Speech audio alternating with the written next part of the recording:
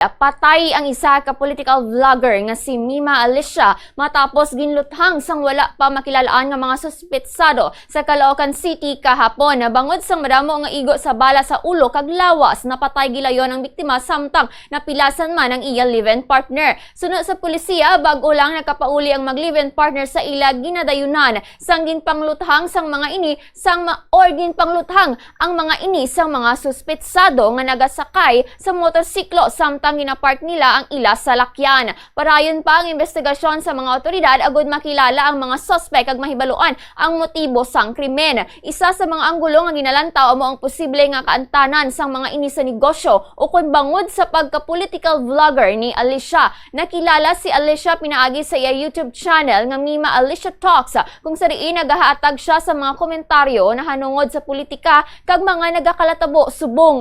Parayon ang investigasyon sang kapulisan agud madakpan kag mapasabat ang mga responsable sa pagpatay sa mga ini.